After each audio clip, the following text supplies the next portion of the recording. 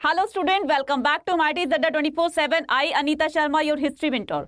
तो स्टूडेंट, आज के इस सेशन में हम करने वाले हैं फ्रेमिंग कॉन्स्टिट्यूशन, राइट. तो हम इसमें संविधान कैसे बनाया गया, हमारा भारत का संविधान कैसे बना, इस पूरे चैप्टर को हम इस वन शॉट एक रिवीजन लेने वाले हैं ताकि आपके एग्जाम से पहले आपको ये चैप्टर फिर से अच्छे से क्लियर हो जाए और इससे जो भी क्वेश्चन आएंगे आप उसको अच्छे से पुट अप कर सको, राइट, अच्छे से लिख सको.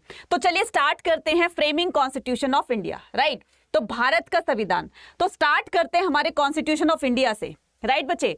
तो जैसे कि हमें भी पता है कि बच्चे कॉन्स्टिट्यूशन, देखो फर्स्ट क्वेश्चन ये आता है कि व्हाई वी नीड कॉन्स्टिट्यूशन, कि हमें कॉन्स्टिट्यूशन की जरूरत क्यों पड़ती है. तो बच्चे जब कॉन्स्टिट्यूशन होगा तो सारी चीज, कॉन्स्टिट्यूशन होता क्या है, सेट ऑफ रूल्स होते हैं किसी भी कंट्री के.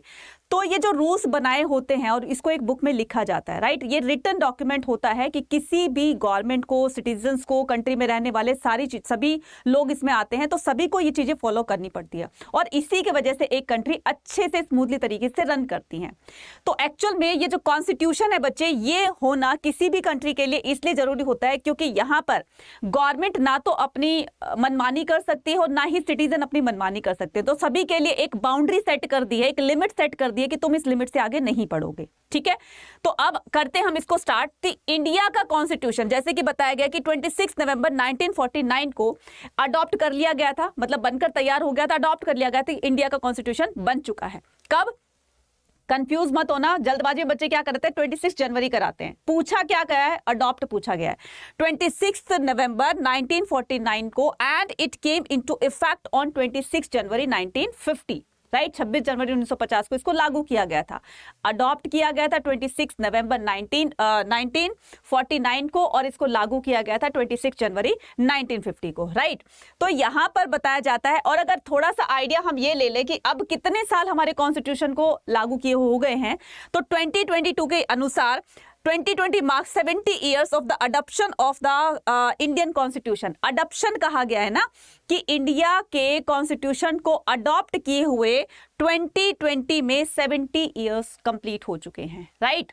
चलिए, तो थोड़ी सी इंफॉर्मेशन ये थी कॉन्स्टिट्यूशन की. The constitution of India into effect 26 जनवरी 1950. तो इसको इफेक्ट में कब लाया जाता है बच्चे, 26 जनवरी 1950 को. It is the longest constitution in the world. सबसे, दुनिया का सबसे लॉन्गेस्ट, सबसे लेंथीएस्ट कॉन्स्टिट्यूशन है ये. इसके अलावा किसी भी कंट्री का इतना लेंथी कॉन्स्टिट्यूशन नहीं है. It is the lengthy complex because India has the huge size and the large scale of the diversity. ये सबसे बड़ा क्यों है, इसको लार्जेस्ट क्यों कहा गया, लेंथीएस्ट क्यों कहा गया है, क्योंकि बच्चे इंडिया एक डाइवर्सिटी, इंडिया में डाइवर्सिटी बहुत पाई जाती है. अलग अलग धर्मों को मानने वाले, अलग अलग लैंग्वेज को स्पीक करने वाले, अलग अलग तरह के लोग रहते हैं. तो सभी के लिए यहाँ पर उनके हिसाब से डिमांड सोच करके तो सारी चीजों को मेंशन किया गया है ताकि किसी के साथ भी कोई डिस्क्रिमिनेशन ना हो, कोई पार्शियलिटी ना हो. इसलिए सभी को मद्देनजर रखते हुए, ध्यान में रखते हुए इसको इतना बड़ा तरीके से लिखा गया है. Indian constitution was framed between the दिसंबर 1946 और दिसंबर 1949. तो बच्चे एक्चुअल में इसका जो टाइम पीरियड है, यानी कि इसको 11 सेशन में कंप्लीट किया गया, 11 बैठकें हुई, तब जाकर हमारे कॉन्स्टिट्यूशन को कंप्लीट किया गया. कितने सेशंस, 11 सेशंस में ये कंप्लीट हुआ, ठीक है. तो यहां से क्वेश्चन आ सकता है कि कितने सेशंस में हमारे इंडियन कॉन्स्टिट्यूशन को कंप्लीट किया गया. उस पर चर्चाएं होती थी, फर्स्ट जो बैठक हुई थी, सेशन हुई थी, उसमें ये पॉइंट्स रखे गए थे. तो उस पर कुछ लोग एग्री करते थे, कुछ लोग नहीं करते थे. तो फाइनल डिसीजन निकालते निकालते इसके लिए 11 सेशंस को हेल्ड किया गया था, तब जाकर इसको कंप्लीट किया गया. और अगर पूरे प्रोसेस की बात करें तो बच्चे ये आएगा 2 इयर्स 11 मंथ, ठीक है. 2 इयर्स 11 मंथ्स और 18 डेज में ये कंप्लीट किया गया था, ठीक है बच्चे. 11 मंथ्स 18 डेज में ये कंप्लीट किया गया था. मतलब अगर अराउंड की बात करें तो टोटल इसको अराउंड 3 इयर्स लगे थे कंप्लीट होने में. तो इसको दिसंबर 1946 से ये स्टार्ट करते हैं, दिसंबर 1946 से स्टार्ट होता है, दिसंबर 1949 में इसको खत्म किया जाता है. The draft were discuss the cause by the clause in the constitution assembly. देखो इसका ड्राफ्ट, पहले हम कोई भी बुक, कोई भी हम जैसे क्वेश्चन को सॉल्व करते हैं तो पहले उसमें रफली वो करते हैं ना, रफ एक तरीके से निकाल कर देखते हैं क्वेश्चन को, सम को निकाल के देखते हैं कि रफली ये हुआ. तो पहले इसको रफली तैयार किया गया था, इसका ड्राफ्ट तैयार किया गया, फिर इसको फाइनलाइज किया गया, ठीक है. उसके बाद इसके लिए कमेटी बनाई जाती है, तो कमेटीज और सब कमेटीज मिलकर के, कमेटी में क्या होता है, वो एजेंडा को डिस्कस किया जाता है, तब जाकर उसको फाइनलाइज किया जाता है। अब अगर बात आती है हमारी आगे की कि even events before making the constitution, मतलब कॉन्स्टिट्यूशन बनाने से पहले के इवेंट्स को इसमें बताया गया है कि किस तरह की सिचुएशन चल रही थी। पॉपुलर मूवमेंट, एक मूवमेंट चल रहा था, जैसे कि हमें भी पता है कि क्विट इंडिया मूवमेंट, भारत छोड़ो आंदोलन, तो ये 1942 में चल रहा था। और अगर बात आ जाती है डेट की भी, तो 8 अगस्त कर देना, 8 अगस्त 1942 को क्विट इंडिया मूवमेंट लॉन्च किया जाता है। ठीक है, तो Subhash Chandra Bose struggle for free India and uprising the royal Indian navy in Bombay were popular among the people. तो दूसरी तरफ सुभाष चंद्र बोस अपनी कार्यवाही में बहुत ज्यादा बिजी थे, मतलब अपनी एक्टिविटी में, तो उन्होंने एक इंडियन आर्मी बनाई। ठीक है, Indian navy, Indian royal Indian navy, तो ये एक अपनी आर्मी बनाते हैं बॉम्बे में। तो इसके लिए सुभाष चंद्र बोस ने काफी स्ट्रगल किया और लोगों के बीच में ये आर्मी, ये जो उनकी सेना थी, ये इतनी ज्यादा पॉपुलर हुई कि हर लोग इसको ना, हर कोई जो भी सुनता इसको बहुत अप्रिशिएट करते थे। One similar feature of all the uprising of the Hindu and Muslim unity, मतलब कि ये जो क्यों बताया जा रहा है सुभाष चंद्र बोस की आर्मी को लोग क्यों इतना पसंद करते थे, क्योंकि हिंदू और मुस्लिम की यहाँ पर यूनिटी को देखा गया था। और जो हिंदू मुस्लिम दोनों कम्युनिटी को जो एक करने का काम करेगी, वो उस टाइम में सबसे अच्छा समझा जाता था, क्योंकि कॉन्फ्लिक्ट बहुत ज्यादा बढ़ गए थे, हिंदू मुस्लिम एक दूसरे से नफरत करने लगे थे। और सुभाष चंद्र बोस की ये जो इंडियन नेवी आर्मी बनी थी, रॉयल इंडियन नेवी जो बॉम्बे में बनी थी, तो उसमें हिंदू और मुस्लिम दोनों को एक साथ रिक्रूट किया गया, दोनों साथ में मिलकर काम करते लगे। तो ये एक बहुत ही एक उनका एप्रिशिएबल वर्क था। Political parties like Congress and the Muslim league, दो पॉलिटिकल पार्टी होती है, कौन कौन सी, कांग्रेस और मुस्लिम, तो दोनों में 36 का आंकड़ा होता है, कभी वो कभी वो कभी वो, राइट। तो हमें भी पता है कि कांग्रेस पार्टी उस टाइम में मेजॉरिटी में थी, हर टाइम उसको मेजॉरिटी में वोट मिलते थे, तो इसी वजह से वो बार बार सत्ता में आ जाती थी। जिसको मेजॉरिटी मिलेगी तो शासन तो उसी का होगा ना, गवर्नमेंट उसी की बनेगी। मुस्लिम लीग थोड़ा सा साइड में हो गई थी, क्योंकि उनको उतना बहुमत नहीं मिला था, उतनी मेजॉरिटी नहीं मिली थी जितना कि उनको विन करने के लिए चाहिए थी। Political party like Congress and the Muslim League failed to bring the religious. अब देखो क्या होता है, कांग्रेस थी, पॉलिटिकल पार्टी दो थी ना, एक तो कांग्रेस थी और एक मुस्लिम लीग थी। दोनों ही पार्टी ने बहुत एफर्ट्स किए, बहुत प्रयास किए कि हिंदू मुस्लिम को यूनाइट किया जाए, उनकी यूनिटी को लेकर काफी उन्होंने प्रयास किए, बट फेल हो जाते हैं, असफल हो जाते हैं। लेकिन with the beginning of the Calcutta harmony between the Hindu and Muslim in later years, with the beginning of the Calcutta killing of अगस्त 19, बच्चे ये एक क्वेश्चन आता है कि कलकत्ता किलिंग जो इवेंट होता है, इंसिडेंट होता है, ये कब होता है, ये होता है अगस्त 1946 में। तो अगर डेट भी आ जाए तो 6 से लेकर के 9 अगस्त की डेट कर देना इसमें, कि 6 से लेकर के 9 अगस्त 1946 में कोलकाता में एक बड़े लेवल पर किलिंग होती है हिंदू और मुस्लिम की। हिंदू मुस्लिम को मार रहा है, मुस्लिम हिंदू को मार रहा है, दोनों एक दूसरे को आपस में झगड़ रहे हैं, मार रहे हैं, पीट रहे हैं, खून खराबा कर रहे हैं, राइट। तो violence continue across the northern and the eastern India for almost the year, पूरे साल ये चलता रहा, ना सिर्फ कलकत्ता में बल्कि इंडिया के अलग अलग पार्ट्स में चलता रहा। पार्टीशन पुट, अब तो ये सिचुएशन आ गई थी कि पार्टीशन तो होकर रहेगा चाहे जो भी कुछ हो जाए, लेकिन अगर ये यूनाइट होकर रहेंगे तो यूनिटी के तो इनके लक्षण दिख नहीं रहे हैं। अगर इस तरह से लड़ रहे हैं, आपस में लड़ रहे हैं, तो इनको यूनाइट करके रखा जाएगा तो ये तो फिर आधी दुनिया खत्म कर देंगे, आधा भारत खत्म कर देंगे।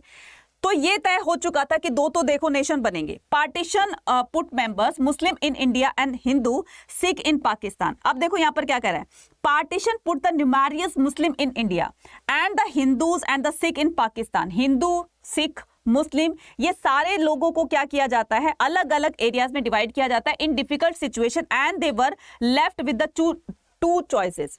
तो उनको दो चॉइसेस दी गई, या तो तुम हिंदुस्तान में रह लो या तुम पाकिस्तान के बन जाओ। उनके पास दो चॉइस थी, या तो भारत का अंग बने, या तो भारत का पार्ट बने, इंडिया में रहे या फिर पाकिस्तान में रहे। इसके लिए क्या किया गया, इसके लिए उनको एक रात का टाइम दिया गया, उनको सिर्फ एक रात का टाइम दिया गया। जैसे आपने वो मूवी देखी होगी ना, कौन सी, जो सनी देओल की थी, गदर, मूवी देखी होगी, राइट। उसमें पूरा का पूरा सीन दिखाया गया है कि जब इंडिया और पाकिस्तान का बंटवारा होता है तो एक रात का टाइम दिया गया था कि तुम्हें पाकिस्तान में जाना है, तुम मुस्लिम हो, पाकिस्तान को अगर तुम लोग सपोर्ट करे तो तुम पाकिस्तान की तरफ जाओ। एक बाउंड्री बना दी गई, जो बाउंड्री से इस तरफ चला गया पाकिस्तान, इस तरफ रह गया वो हिंदू। अब एक रात का टाइम था, भगदड़ मची हुई थी, काफी लाखों लोग जो है वो एक दूसरे को मतलब क्रॉस करने के चक्कर में कुछ लोग नीचे गिर जाते थे, तो काफी ज्यादा लोग मारे भी गए थे, घायल भी हुए थे। इस तरीके से इसमें बताया गया है कि the member of the constitution assembly were elected by the member of the provisional legislature. जब इंडिया का कॉन्स्टिट्यूशन बनाया जा रहा था तो मुस्लिम लीग ने साफ मना कर दिया कि हम इसमें किसी तरह से कोई पार्टिसिपेट नहीं करेंगे। अगर हिंदुस्तान अपना कॉन्स्टिट्यूशन बना रही है तो बनाने दीजिए, हम इसमें कोई भी इंटरफेरेंस नहीं करेंगे और ना ही हम इसमें पार्टिसिपेट करेंगे। द इलेक्शन, अब ये जो असेंबली बनती है बच्चे, उसको कॉन्स्टिट्यूशन को बनाने में एक कमेटी बनाई जाएगी, लोगों का एक ग्रुप बनेगा, वही तो डिसाइड करेगी ना, वही तो कॉन्स्टिट्यूशन बनाएगी। तो इसके लिए एक असेंबली कंडक्ट की जाती है और असेंबली के मेंबर जो होंगे वो प्रोविंशियल लेजिस्लेचर से होंगे। देखो, assembly were elected by the member of the provisional legislature instead of the basis of universal franchises. मतलब कि वयस्क मताधिकार ना करके, मतलब यूनिवर्सल एडल्ट फ्रेंचाइजी, जो 18 ईयर्स से अबव हो जाते हैं उनको ये वोटिंग राइट मिल जाते हैं। इस लेवल पर वोट ना करवा के, बल्कि सिर्फ प्रांतीय जो सभा विधान परिषद होती है उसके बेस पर ही इलेक्शन करवाए जाएंगे। मतलब कि जो इलेक्टेड मेंबर होते हैं ना, जैसे हमारे एरियाज में भी क्या होता है, विधानसभा के चुनाव होते हैं, इलेक्शन होते हैं, तो उसमें जो मेंबर्स होते हैं उन्हीं में से ही इस असेंबली के मेंबर बनाए जाएंगे। पूरे भारत में इलेक्शन ना करवा के हर एक व्यक्ति को, हर एक पर्सन को जो वोटिंग राइट्स दिए जाते हैं, तो उस यूनिवर्सल एडल्ट फ्रेंचाइजी के थ्रू वोट ना करवा के सिर्फ किस पर करवाएंगे, वो करवाएंगे प्रोविंशियल लेजिस्लेचर के थ्रू। जो मेंबर इलेक्टेड मेंबर होंगे वही उसमें पार्टिसिपेट करेंगे असेंबली में, वही उनके मेंबर बनेंगे। The election of the assembly was held. अब इसके लिए इलेक्शन करवाए गए, असेंबली के लिए इलेक्शन करवाए गए 1946 में। Apart from the member of the elected by the provinces of the British India, Assembly also had representative the princely state. इसमें न सिर्फ ये जो आपकी प्रांतीय विधानसभा परिषद होती है, ना सिर्फ इसके मेंबर होंगे बल्कि प्रिंसली स्टेट्स के भी मेंबर होंगे। प्रिंसली स्टेट्स क्या होते हैं, जो देसी रियासतें थी ना, जो इंडिया के अंदर देसी रियासतें, देखो 2 रियासतें थी, 2 प्रोविंसेस थे। तो ये जो प्रिंसली स्टेट होते हैं, एक ब्रिटिश इंडिया गवर्नमेंट के अंडर में जो स्टेट आते थे, एक वो होते थे। तो ये जो प्रिंसली स्टेट थे हमारे इंडिया के, तो ये अपनी, इनके पास ऑटोनॉमी थी, ठीक है, तो ये अपनी तरफ से रूल कर रहे थे। तो कुछ एरियाज ऐसे थे जो ब्रिटिश गवर्नमेंट के अंडर में काम कर रहे थे, तो दोनों को मिलाकर के इस असेंबली का पार्ट बनाया जाता है, इस असेंबली के मेंबर्स बनाए जाते हैं, ठीक है। नेक्स्ट आता है कि the vision of the constitution. इसका कॉन्स्टिट्यूशन का विजन क्या था, उद्देश्य क्या था, क्या सोचकर इसको कॉन्स्टिट्यूशन को बनाया गया था, कुछ ना कुछ तो रीजन रहा होगा। तो आइए जानते हैं इसका रीजन क्या था। The objective resolution defined. बच्चे यहां से क्वेश्चन आ सकता है आपको ऑब्जेक्टिव रेजोल्यूशन से, ठीक है। ऑब्जेक्टिव रेजोल्यूशन क्या था, define the idea of the constitution of the independent India. ये हमारे इंडिपेंडेंट इंडिया को डिफाइन करने का, यानी कि उसकी आइडेंटिटी को शो करने का एक जरिया था, माध्यम था। जब हम किसी को अपनी आइडेंटिटी बताते हैं तो हम अपना क्या करते हैं, हम अपना नाम बताते हैं, हमारी क्वालिटी बताते हैं, मतलब एक तरह से हमारा बायोडाटा जो होता है, हमारा जो अपने बारे में जो भी हमारा इंट्रोडक्शन होता है वो बताते हैं। तो इंडिया को अपना इंट्रोडक्शन कैसे देना है या इंडिया की पहचान दुनिया के अंदर कैसे बनेगी, तो उसमें वो बातें लिखी जाएंगी ऑब्जेक्टिव रेजोल्यूशन में। ये उनका रेजोल्यूशन होगा, ये उनका एक सपना होगा कि हम अपने स्वतंत्र भारत को एक ऐसा देश बनाएंगे जिसमें किसी तरह का कोई किसी के साथ डिस्क्रिमिनेशन नहीं होगा, पार्शियलिटी नहीं होगी, सभी धर्मों को समान समझा जाएगा, राइट, शांति बनी रहेगी, लोगों को हर तरीके के राइट्स दिए जाएंगे। तो ये सारी चीजें मेंशन की गई और इसी तरह की सोच हमारे इस ऑब्जेक्टिव रेजोल्यूशन में ली गई थी, रखी गई थी। It provided the framework within which of the work constitution making was proceed, कि हमें किस तरह का कॉन्स्टिट्यूशन बनाना चाहिए, उसके लिए कार्रवाई स्टार्ट हो गई।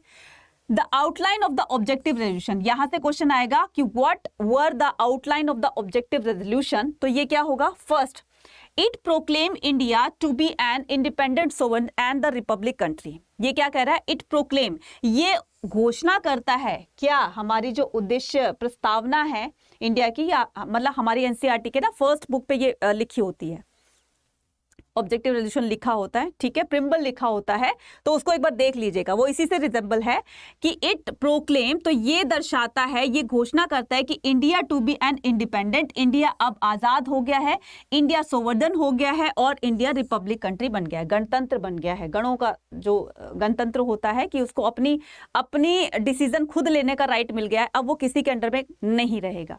तो इस तरह का एक वो जो उद्देश्य था वो रखा गया था। नेक्स्ट आता है कि इंडिया का कॉन्स्टिट्यूशन ये लोगों को गारंटी देगा किस चीज की, कि उनको जस्टिस, इक्वालिटी और फ्रीडम मिलेगी। नेक्स्ट कहता है it ensure the adequate safeguard of the minority, तो यहां पर माइनॉरिटी के लिए, बैकवर्ड क्लासेस के लिए, सभी के लिए उनके हिसाब से डिमांड को रखा गया था सोच करके, और उनके ऑप्शन को कॉन्स्टिट्यूशन में रखा गया था कि उनके लिए भी सोचकर कुछ ना कुछ उनके लिए अच्छा ही लिखा गया है। The will of the people, अब ये विल ऑफ द पीपल क्या होता है? विल का मतलब होता है बच्चे इच्छा, लोगों की इच्छाओं पर, उनकी डिमांड को ध्यान में रखते हुए इन सारी चीजों को, अब कोई बच्चा मान लीजिए क्लास में है, अब वो डिमांड करता है कि यार हमारी क्लास में ये होना चाहिए, तो अगर वो मानने लायक होगा और टीचर को लगेगा कि हाँ ये मानने लायक और ये बात सभी लोगों के लिए अच्छी है, तो उस तरह की बातों को कंसिडर किया जाएगा, उसके व्यूज को कंसिडर किया जाएगा, उसके ओपिनियन को कंसिडर किया जाएगा, आगे तक बात पहुंचेगी और उसको क्लासरूम में वैसा हो जाएगा। तो सेम वैसे ही लोगों की डिमांड पर ध्यान रखते हुए उन्होंने कॉन्स्टिट्यूशन में इसको मेंशन किया।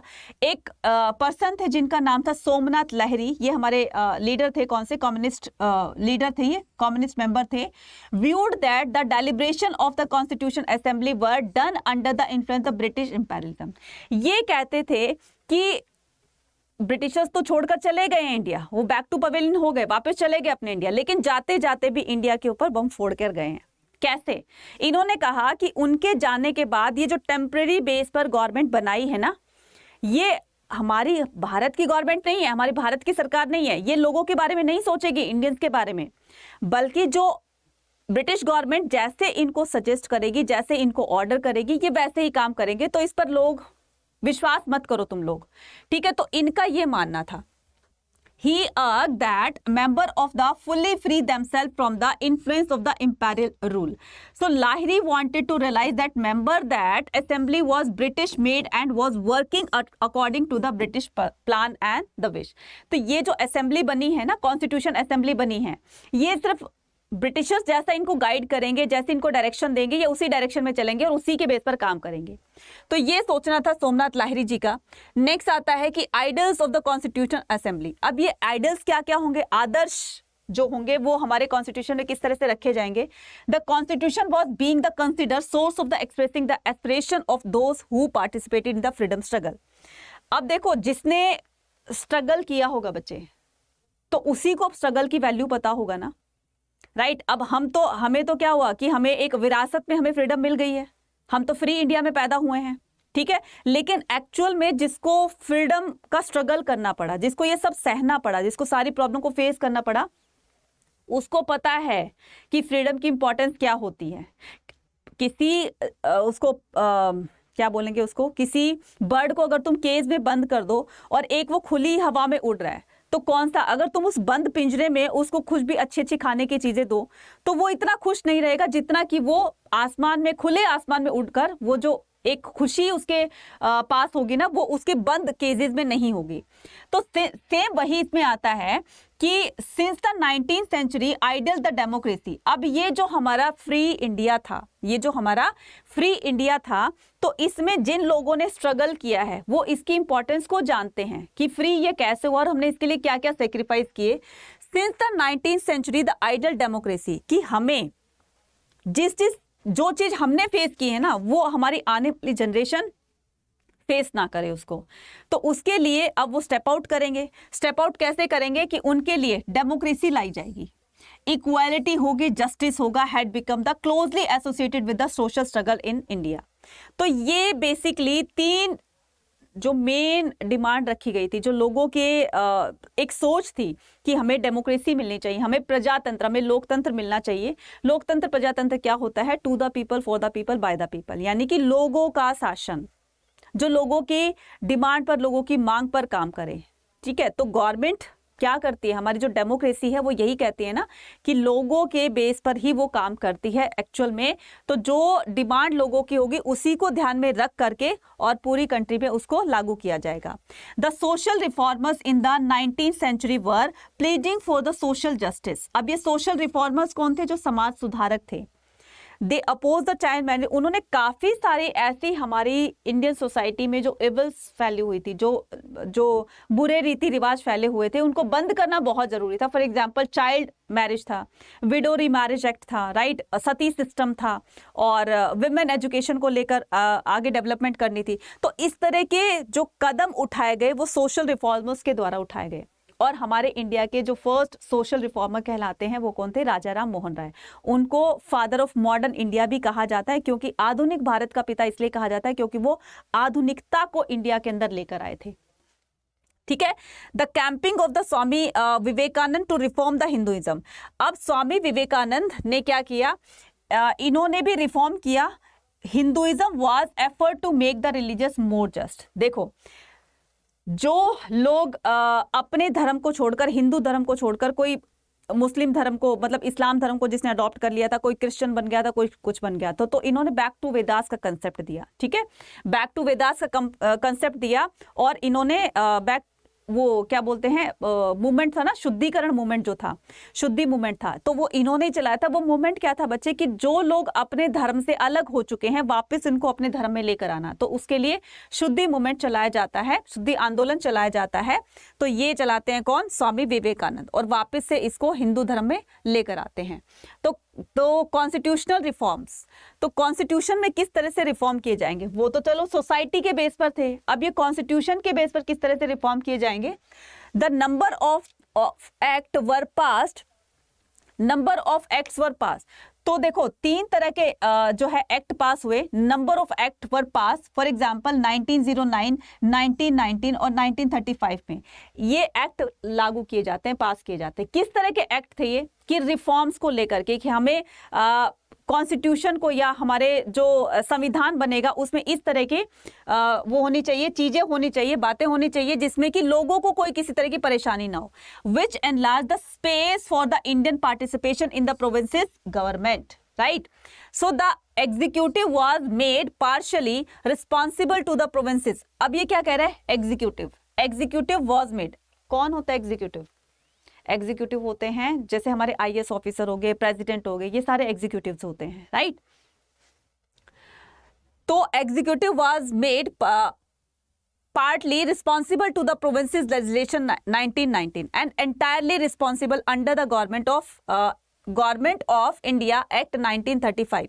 देखो, जो पहले जो कॉन्स्टिट्यूशन में जो सुधार किए गए वो 1909 में किए गए थे, 1909 में किए थे।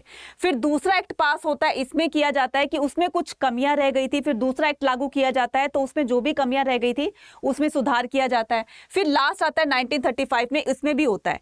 अब ये 1919 में कैसे सुधार किए गए थे, कैसे रिफॉर्म्स किए गए थे कि जो एग्जीक्यूटिव है उनके पास रिस्पॉन्सिबिलिटी ज्यादा होनी चाहिए। जैसे प्रेसिडेंट के पास, मतलब पूरे देश का वो फर्स्ट नागरिक कहलाता है, फर्स्ट सिटीजन ऑफ किसी भी कंट्री का जो फर्स्ट सिटीजन होता है वो वहां का प्रेसिडेंट होता है। तो उसके ऊपर एक बहुत बड़ी रिस्पॉन्सिबिलिटी होती है कंट्री की।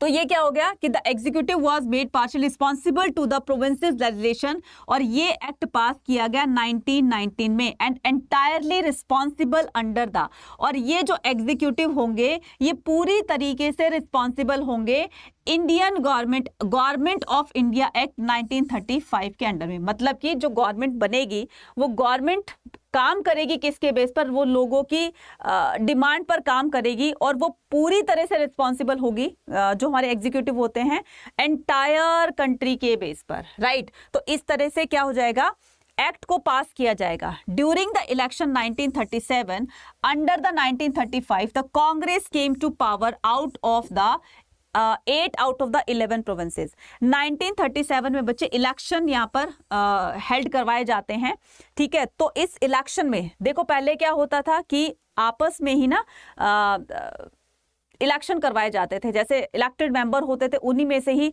मिनिस्टर्स को डिक्लेयर कर दिया जाता था कि तुम्हें इस तरह का मिनिस्टर बनाया जाता है, तुम्हें ये वाला डिपार्टमेंट है। तो यूनिवर्सल एडल्ट फ्रेंचाइजी के थ्रू तो वो तो बाद में आई थी ना, वो तो काम बाद में किया गया था। इससे पहले जो था कि देखो जो 1909 में एक्ट पास किया गया उसके थ्रू कि हम इलेक्शंस को हेल्ड करवाएंगे और इस तरह से इलेक्शन को हेल्ड करा के जो हमारे इलेक्टेड मेंबर होंगे वही हमारे कॉन्स्टिट्यूशन के मेंबर होंगे, कॉन्स्टिट्यूशन असेंबली के मेंबर्स होंगे। फिर उसके बाद उसमें मॉडिफाई किया जाता है। 1919 में एक एक्ट पास होता है, इसमें पूरी तरह कहा गया कि जो एग्जीक्यूटिव होंगे वो पूरी तरह से एंटायरली मतलब पूरी कंट्री के लिए रिस्पॉन्सिबल होंगे, कि जिम्मेदारी उनके ऊपर देश की ज्यादा होगी, तो उनको ठीक से काम करना होगा। तो ये एक्ट पास किया गया 1919 में। 1935 में जो एक्ट पास किया गया उसमें यह कहा गया था कि गवर्नमेंट पूरी तरह से रिस्पॉन्सिबल होगी लोगों की डिमांड पर काम करने के लिए, ठीक है। तो वो लोगों की डिमांड को समझ करके एक्ट बनाएगी और फिर उसको लागू करेगी। During the election 1937 under the 1935, इस इलेक्शन में जो कि इसके से कनेक्टेड थी, the Congress came to provinces out of, अब कांग्रेस को 11 प्रोविंसेस में से 8 प्रोविंसेस पर जीत हासिल हुई। Earlier provincial bodies were elected by the electorate of the very small size, ठीक है। तो देखो पहले क्या होता था कि मान लीजिए किसी एरिया की पॉपुलेशन जो है वो 1 लाख है, ठीक है। तो 1 लाख पे प्रोविंसेस यानी कि सीट्स उसी के बेस पर, जितनी पॉपुलेशन होती है ना बच्चे, उसी के बेस पर सीट्स को लागू किया जाता है। अब जैसे यूपी सबसे बड़ा है तो उसमें सबसे ज्यादा सीट्स हैं, ठीक है, सबसे ज्यादा सीट है लोकसभा की। तो उसमें बताया गया कि जितना एरिया जितनी पॉपुलेशन होगी उसके हिसाब से सीट्स डिवाइड की जाएंगी। जितने एरियाज होंगे कि एक यूपी की मान लीजिए इतनी सारी पॉपुलेशन है, फॉर एग्जांपल की मान लीजिए आपकी कितनी, मान लीजिए कि आप कुछ भी मान लीजिए 10 लाख मान लो या 1 करोड़ मान लो, कुछ भी मान लो, 1 करोड़ मान लीजिए कि यूपी की पॉपुलेशन इतनी है, फॉर एग्जांपल 1 करोड़ मान लीजिए। अब उसमें क्या होगा कि इतनी सारी पॉपुलेशन को डिवाइड कर दिया जाता है प्रोविंसेस में और उसी के बेस पर सीट तैयार की जाती है कि इतनी लोकसभा की सीट वहां पर होगी। अब 11 प्रोविंसेस में से 8 प्रोविंसेस पर जीत हासिल करी कांग्रेस ने। Earlier provincial bodies were elected by the electorate of the very small size. तो पहले तो छोटे से एरिया में ही जैसे इलेक्शन करवाए जाते थे तो इसका दायरा फिक्स नहीं किया गया था। दो the size of the electorate was expanded over the year but even the 1935 it remained limited the 10 to 15% adult population. पहले तो लोगों को पता ही नहीं था कि वैल्यू क्या होती है वोट की, तो लाइटली लेते थे, फॉर ग्रांटेड लेते थे कि क्या करना है हमें। ऐसे ही कई बार तो अभी भी ऐसे बोलते हैं ना कि हमारे घर के कि क्या करना है, कोई जीते कोई हारे, हमें क्या करना है, कोई भी गवर्नमेंट आए हमारे लिए तो कोई फायदा नहीं, जैसे पहले था वैसे ही है। ये लोगों की गलत सोच है। उन्हें अपने वोट का यूज करना चाहिए, वो भी एक सही कैंडिडेट को दे करके, right. So during the period of this was the universal adult franchise, ठीक है, राइट। नेक्स्ट आता है डिफाइन द राइट्स। तो the important issue before the constitution assembly was defining the right. अब इंपॉर्टेंट इशू क्या बनता है कॉन्स्टिट्यूशन में कि राइट्स को लेकर के, कि हम किस तरह के राइट लोगों को दें। राइट क्या होते हैं? डिमांड ही तो राइट होती है ना। आप लोग डिमांड करते हो कि मैडम इस तरह के सेशंस लेकर आइए, इस तरह के सेशंस लेकर आइए, तो आपकी डिमांड को सुनकर ही तो हम लोग सेशंस लेकर आते हैं ना, कि बच्चों के काम भी ये भी आ जाए, ये भी आ जाए, तो इस तरह के क्वेश्चंस करा दे, इस तरह के सेशंस लेने थे बच्चों के काम आ जाए, ठीक है। तो ये राइट्स क्या होते हैं कि सबसे बड़ा क्वेश्चन मार्क लगता है कि लोगों को किस तरह के राइट दिए जाएं।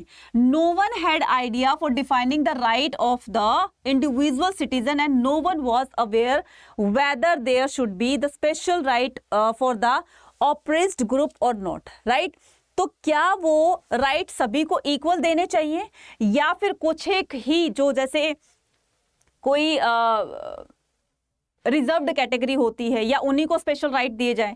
तो ये सबके सामने क्वेश्चन बना हुआ था कि राइट्स किसको कैसे दिए जाएं। The task was very difficult, there was a different groups of the express. अब देखो अलग अलग लोग होंगे, अलग अलग कम्युनिटी के, अलग अलग लैंग्वेज को स्पीक करने वाले की, उनकी अपनी अलग अलग डिमांड होगी। तो सबकी डिमांड को तो नहीं माना जाएगा ना, सबकी डिमांड में से कॉमन चीज को निकाला जाएगा, तब जाकर वो राइट बनाया जाता है। ठीक है, नेक्स्ट आता है कि the problem with the separate electorate. ठीक है, देयर वाज अ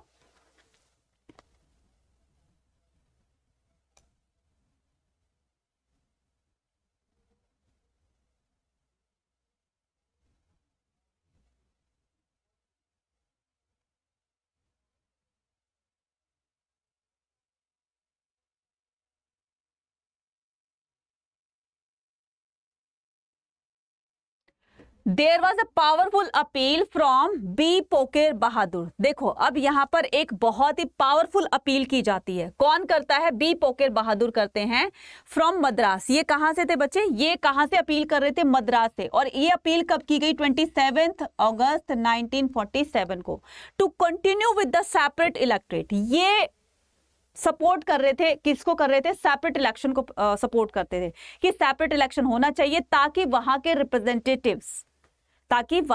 रिप्रेजेंटेटिव्स अपनी डिमांड को सरकार के सामने, गवर्नमेंट के सामने रख सके। अब कोई प्रोविजनल अगर मान लीजिए किसी अननोन पर्सन को किसी अदर प्रोविंसेस में भेज दिया या किसी अदर एरियाज में भेज दिया, तो वो उनकी प्रॉब्लम को नहीं समझेगा ना। जितना वहां के कैंडिडेट की पर्टिकुलर, मान लीजिए एक शेड्यूल्ड ट्राइब है या फिर कोई फॉरेस्ट ड्वेलर है या फिर फॉरेस्ट की वो जो कम्युनिटी बनाई गई है, अगर वहां से किसी को लीडर बनाया जाए तो वो उस कम्युनिटी की प्रॉब्लम को अच्छी तरह से समझेगा। तो उन्होंने इसी बात को कहा कि सेपरेट इलेक्शन कराते हैं तो सेपरेट इलेक्शन से वो अपने अपने तरीके से डेवलपमेंट करते रहेंगे। तो ये जो बी पोकेर बहादुर थे, तो इन्होंने सेपरेट इलेक्शन को वो किया, सपोर्ट किया। He argued that they could not be removed. ठीक है, तो उन्होंने आर्ग्यू किया कि इसको रिमूव नहीं किया जा सकता, मत करना इसको। आर.वी. धुलेकर, यहां से क्वेश्चन आएगा बच्चे, इतने सारे यहां पर लीडर्स के नाम दिए गए, किसने क्या अप्रोच की वो बताना है। So R.V. Dhulekar asserted that on the name of the safeguarding interest of the minorities, Britishers played their game. तो यहाँ पर R.V. धुलेकर ने asserted that the name of the safeguarding interest, कि हमें एक ऐसा सेफगार्ड मतलब बीच में लेकर आना है कि जो लोगों की भलाई के लिए काम करे। इंटरेस्ट ऑफ द माइनॉरिटीज, यानी कि ये कौन हो गए? जो माइनॉरिटीज है ना, मतलब जो संख्या में कम है, हमें उनके बारे में सोचना है। तो अगर आता है कि माइनॉरिटीज को सपोर्ट कर कौन कर रहे थे या उनको लीड कौन कर रहे थे, तो आ जाएगा R.V. धुलेकर। ठीक है, और अगर सेपरेट इलेक्शन को कौन सपोर्ट कर रहा था, तो आ जाएगा बी पोकेर बहादुर। क्लियर है, जो कि मद्रास से इन्होंने अपील करी थी 27 अगस्त 1947 को।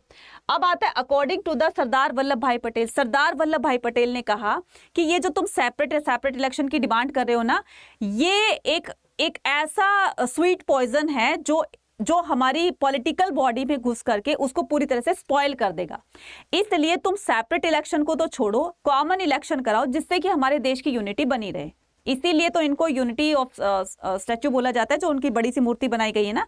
तो ये हमेशा यूनिटी में सपोर्ट करते थे और इंडिया को यूनाइट करने में इनका बहुत बड़ा हाथ रहा है। ठीक है बच्चा, तो according to the Govind Ballabh Pant, ठीक है, according to the Govind Ballabh Pant, the demand of the separate electorates was not only harmful the nation but also for the minorities. तो ये गोविंद भल्लाल पंथ ने भी यही कहा कि demand of separate electorate was not fully harmful, पूरी तरह से नुकसानदेह भी नहीं है for the nation but also for the minorities, लेकिन ये माइनॉरिटीज के लिए नुकसानदेह है। ठीक है,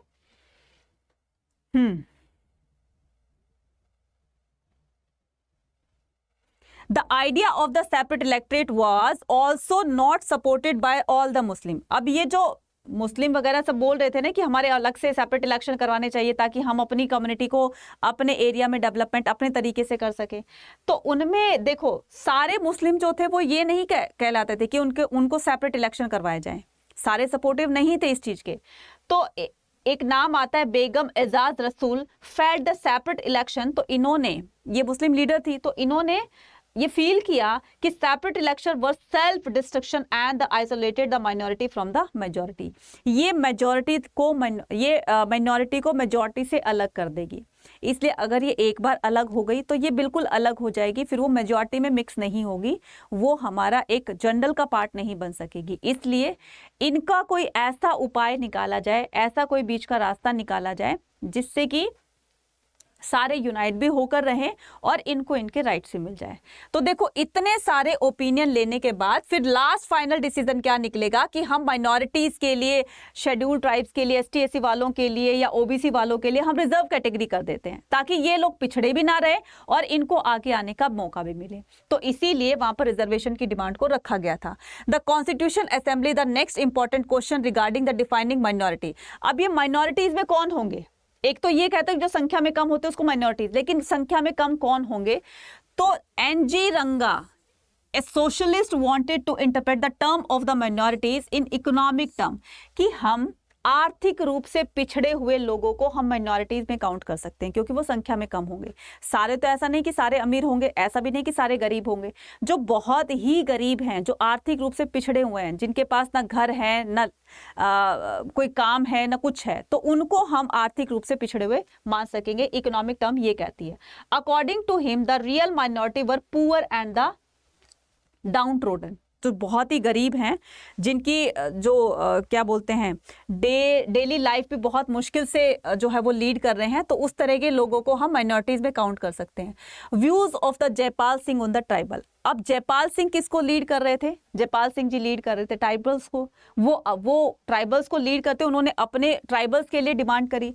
one of the group mention by the रंगा, the tribal were represented the assembly by the Jaipal Singh, right? तो ट्राइबल को रिप्रेजेंट कर रहे थे जयपाल सिंह, तो ये जयपाल सिंह जी हैं।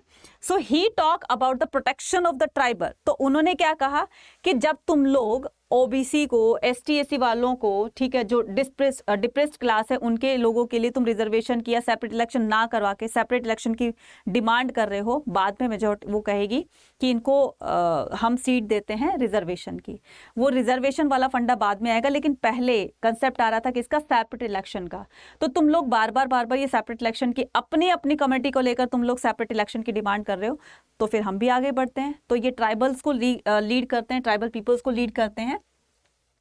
He argued that tribes need the protection as the society did not treat them equally due to their primitiveness and the backwardness। तो ये सोसाइटी के अंदर, क्योंकि ये तो ट्राइबल है ना, तो इनको एक बहुत ही बुरी नज़र से देखा जाता है, तो लोग इनको मतलब इनका स्टेटस बहुत ही लो रखा गया है। तो अगर हमने सेपरेट सिलेक्शन नहीं करवाए तो ये तो और भी पिछड़े रह जाएंगे, ये तो बिल्कुल ही क्या बोलते हैं अलग हो जाएंगे। जब इनको कोई पूछेगा नहीं तो इनकी डेवलपमेंट कहाँ से होगी?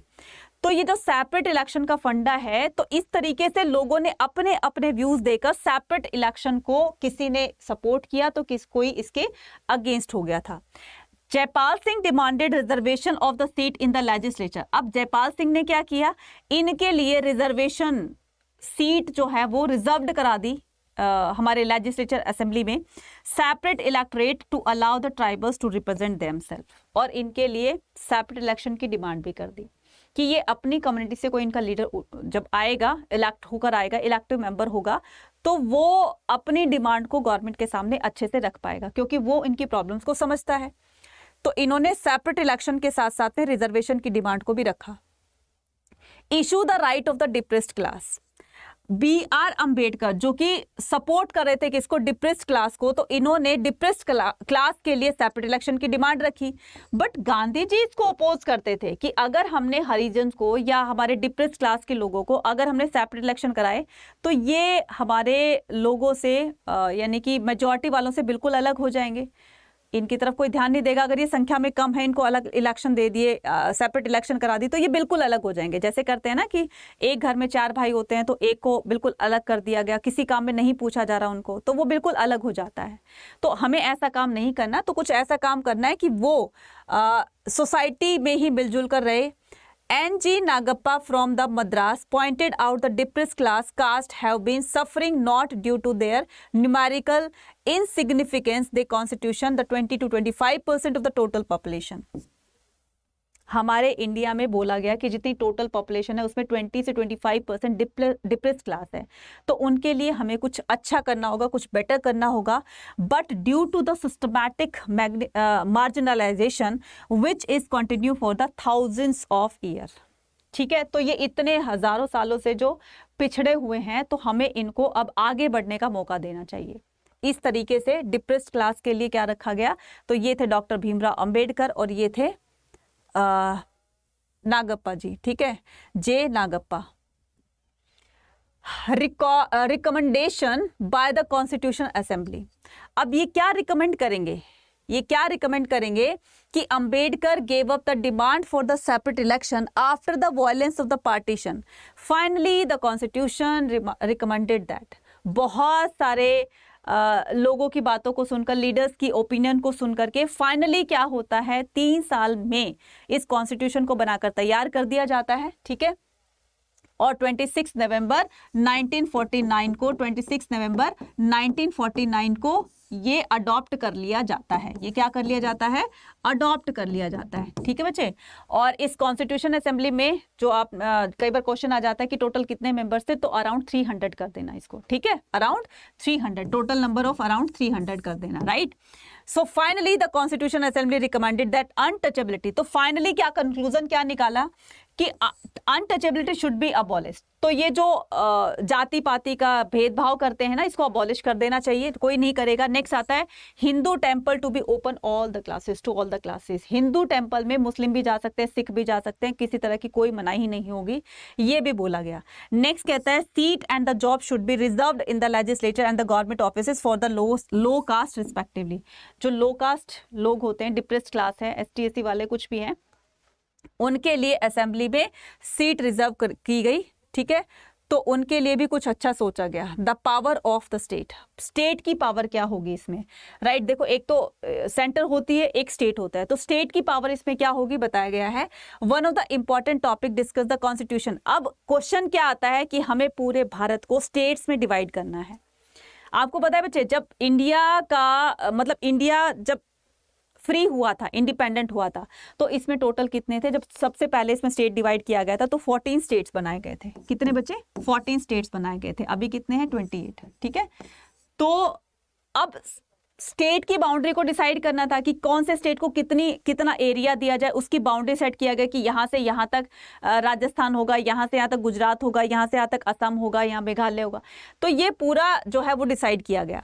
सी one of the important topic discuss that constitutional assembly was respective right of the central government and the state. तो देखो पावर 2 पार्ट में डिवाइड हो जाएगी, एक स्टेट के पास जाएगी। वैसे तो 3 लिस्ट बनाई गई है ना, तो 3 लिस्ट कौन सी है, एक यूनियन लिस्ट है, एक स्टेट लिस्ट है और एक आपकी कंकरेंट लिस्ट है। तो इसमें 2 लिस्ट की बात की गई है कि स्टेट और जो सेंट्रल गवर्नमेंट है। तो सेंट्रल गवर्नमेंट को एक बड़ी अम्ब्रेला टर्म माना गया है कि मोस्ट ऑफ द जो मेजर डिसीजन होंगे वो सेंट्रल गवर्नमेंट लेगी। स्टेट का एरिया फिक्स कर दिया गया कि स्टेट गवर्नमेंट, जैसे हरियाणा हो गया, महाराष्ट्र गवर्नमेंट हो गई, वो हो गया, गुजरात गवर्नमेंट हो गई, राजस्थान गवर्नमेंट हो गई, तो ये स्टेट वाइज गवर्नमेंट होती है। तो वो अपने अपने तरीके से करेगी। एक स्टेट गवर्नमेंट दूसरे स्टेट में कोई इंटरफेयर नहीं करेगी। हाँ, क्योंकि सेंट्रल लेवल बड़ा होता है, इसलिए उसका ये राइट बनता है कि वो स्टेट गवर्नमेंट को ऑब्जर्व करे, उसको सुपरवाइज करे। The draft constitution provided the list of the subject for the distribution of power, ठीक है। तो पहले आएगा यूनियन लिस्ट, मैंने अभी बता दिया। यूनियन लिस्ट में पूरा जो ओवरऑल जैसे हमारी आर्मीज है, तो वो आर्मी का पूरा चार्ज किसके पास होगा, हमारी सेंट्रल गवर्नमेंट के पास में। Under the article 356 centre had power to take over a state administration of the recommendation of the governor. तो सेंट्रल के पास पावर ज्यादा होती है एज कंपेयर टू स्टेट के। नेक्स्ट आता है स्टेट लिस्ट। क्या होती है, under the state list work control by the state government. तो इस पर स्टेट गवर्नमेंट का कंट्रोल होता है। जैसे अलग अलग स्टेट पुलिस होती है, तो इसमें पुलिस अलग अलग, Haryana police, Delhi police, Punjab police, ये महाराष्ट्र पुलिस, ये पुलिस, वो पुलिस। तो ये जो पूरा पुलिस वाला डिपार्टमेंट होता है ये स्टेट गवर्नमेंट का होता है और वो उन्हीं को ही सुपरवाइज करती है। उनको रिक्रूट करना, उनकी भर्ती करना, उनको फैसिलिटीज देना, तो इस तरह का स्टेट बोर्ड भी होते हैं। तो इनके जो राइट होंगे या डिसीजन होंगे वो सिर्फ स्टेट गवर्नमेंट के पास होंगे, उसमें सेंट्रल गवर्नमेंट कोई इंटरफेयर नहीं करेगी। नेक्स्ट आता है आपका कंकरेंट लिस्ट। कंकरेंट लिस्ट में क्या होता है बच्चे, दोनों की मिली भगत होती है। जैसे बैंक है वो स्टेट में भी हो सकता है, उस पर स्टेट का भी राइट होता है, स्टेट गवर्नमेंट का भी और सेंट्रल गवर्नमेंट का भी होता है। स्कूल होते हैं उसमें स्टेट का भी होता है, उसमें सेंट्रल गवर्नमेंट का भी होता है। तो इस तरीके से ये दोनों कंकरेंट लिस्ट जो है वो दोनों का मिक्सअप है। तो प्रोविजन ऑफ फिस्कल फेडरलेशन, तो फेडरलिज्म क्या होता है बच्चे, फेडरलिज्म होता है connection between the Lord and the peasant. तो ये जो फेडरलिज्म है, मतलब वो पहले की बात थी कि जैसे हम उसमें यूरोप में बात करते थे तो वो उसकी डेफिनेशन कुछ और थी, लेकिन अब यहाँ पर सेंट्रल गवर्नमेंट और आपकी स्टेट गवर्नमेंट, तो ये पावर दो में डिवाइड हो गई है। अब इसमें बताया गया कि the constitution has moderate for the complex system of the fiscal federation, right. तो in the case of the some taxes such as the custom duties and company taxes, all the proceed were retained by the center। अब ये custom duties क्या होती हैं, जैसे मान लीजिए कोई दुबई गया, वहां से गोल्ड लेकर आया बहुत सारा, या कोई दूसरी कंट्री में गया वहां से कोई चीज लेकर आया, आकर के और फिर वो जो एयरपोर्ट पे चेकिंग वगैरह होती है ना, तो उस पर एक टैक्स लिया जाता है, ठीक है, आने जाने का जो कस्टम ड्यूटीज होती है। कस्टम ड्यूटीज ये होता है कि बाहर से कोई इंपोर्ट होती है कोई चीजें, तो उस पर टैक्स लगाया जाता है, उसको वो बोलते हैं, उस पर क्या बोलते हैं, कस्टम ड्यूटीज बोलते हैं। सो ये पूरा कस्टम ड्यूटीज को या फिर कंपनी टैक्सेस को, बड़ी बड़ी कंपनीज होती है उस पर टैक्स लागू करना, ये सारा काम किसका होता है, सेंटर का होता है। In case some of the taxes such as the income tax and the exercise duties and proceeds were shared by the both centre and the state. अब ये काम दोनों के होंगे, ये काम दोनों के होंगे। जैसे इनकम टैक्स होगा, राइट, जैसे एक्साइज टैक्स होगा, किसी पर छापा पड़ना है, किसी पर कुछ करना है, तो ये दोनों का होगा। Proceed of the shared by the both the center and the state, but income from some other taxes such as state duties was wholly assigned by the state। अब क्या कहा गया है, स्टेट पर फुल्ली तरीके से such as the state duty, यानी कि लैंड को, फार्मिंग को, जो भी फार्मिंग होती है, एग्रीकल्चर होता है, उस पर पूरी तरीके से स्टेट गवर्नमेंट का राइट होता है। Some taxes such as the land and the property, sale tax, ये tax on the bottle liquor shop. अब ये जो शराब वगैरह का काम होता है, लिक्वेयर शॉप होती हैं, तो इस पर भी स्टेट गवर्नमेंट का ही राइट होता है। तो वो चाहे तो इसको बंद करवा सकती है, चाहे तो इसको चलवा सकती है, रन करवा सकती है, चाहे कुछ भी हो जाए। अभी कोविड पीरियड में ये देखा होगा ना, टेम्पल से भी पहले यही चीजें ओपन की गई थी। तो इससे बच्चे गवर्नमेंट की इनकम होती है, स्टेट गवर्नमेंट की इनकम होती है, राइट। तो बच्चे ये था हमारा एक क्रिस्प रिवीजन जो कि आपको हेल्प करेगा आपके एग्जाम में। अब थोड़ी सी करते हैं काम की बातें। तो बच्चे ये देखो, CUET का एक स्कॉलरशिप टेस्ट होने जा रहा है, जो होने जा रहा है 26 जनवरी 2023 को, राइट। और ये सुबह होगा 11 बजे। तो इसमें जरूर से जरूर पार्टिसिपेट कीजिएगा, क्योंकि इससे आपको ये पता चलेगा कि आपकी तैयारी कहाँ तक पहुंची है। हिस्ट्री में आप कितना अच्छा स्कोर कर सकते हैं, ना सिर्फ हिस्ट्री में बल्कि आपके जो NTA की तरफ से जैसा लेटेस्ट पैटर्न पर आपका क्वेश्चन पेपर आएगा, उस तरीके से ये टेस्ट को कंडक्ट करवाया जाएगा।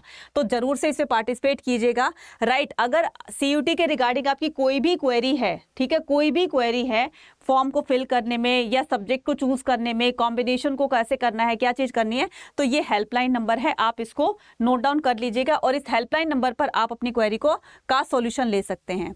इसके अलावा बच्चे CUT की भी तैयारी आपको करनी है, क्योंकि आने वाले टाइम में बोर्ड एग्जाम के जस्ट बाद में आपको CUT का एग्जाम भी देना है। तो उसके लिए ये बैचेस को लॉन्च किया गया है। ये आपका महापैक विदाउट बुक है, ये आपका महापैक विद बुक है, और ये आपका टॉपर्स बैच है, और ये आपका समर 2.0 बैच है। इस टॉपर बैच में बच्चे क्लास 12th प्लस आपकी CUT दोनों की तैयारी करवाई जा रही है। और इस महापैक में आपको फिजिकल बुक भी दी जा रही है, साथ साथ में आपको CUT के जितने भी बैचेस लॉन्च होंगे उनका एक्सेस, आपको सबका एक्सेस आपको मिल जाएगा। तो आपको बार बार खरीदने की जरूरत नहीं पड़ेगी। तो आप एक बार इस महापैक में एनरोल हो जाएंगे तो आप ये समझिएगा कि आपने CUET तक आपको कोई बैच नहीं परचेज करना पड़ेगा। नए नए स्टूडेंट जैसे जैसे एंट्री करते रहेंगे, वैसे वैसे उनके साथ आपकी 2 बार 3 बार 4 बार रिवीजन होती रहेगी और एक अच्छी नॉलेज तुम लोग लेकर जाओगे। लेकिन बच्चे इन सब पर आपको डिस्काउंट मिलेगा पूरे 17% का। और जब आप कोड यूज करोगे Y489, कोड क्या यूज करोगे, Y489, जब इस कूपन कोड को लगाएंगे तो आपको मैक्सिमम डिस्काउंट मिलेगा किसी भी कोर्स को परचेज करने में। और अगर आप कोर्स के अलावा अगर आप मॉक टेस्ट लेना चाहते हैं, अगर आप सैंपल पेपर लेना चाहते हैं, अगर आप ई बुक्स लेना चाहते हैं, तो उस पर भी 17% का डिस्काउंट मिलेगा with the help of coupon code Y489, right. जो भी बच्चे चैनल पर नए हैं तो चैनल को अभी के अभी सब्सक्राइब कीजिएगा, कमेंट कीजिएगा, शेयर कीजिएगा और लाइक कीजिएगा। ठीक है, मिलते हैं कल की क्लास में। Till then take care, bye bye और ऑल द वेरी बेस्ट। जो भी जिनके भी एग्जाम चल रहे हैं तो उनको बेस्ट विशेस मेरी तरफ से। अच्छे से एग्जाम करना है, बी कॉन्फिडेंट और कीप ग्रोइंग। Bye bye.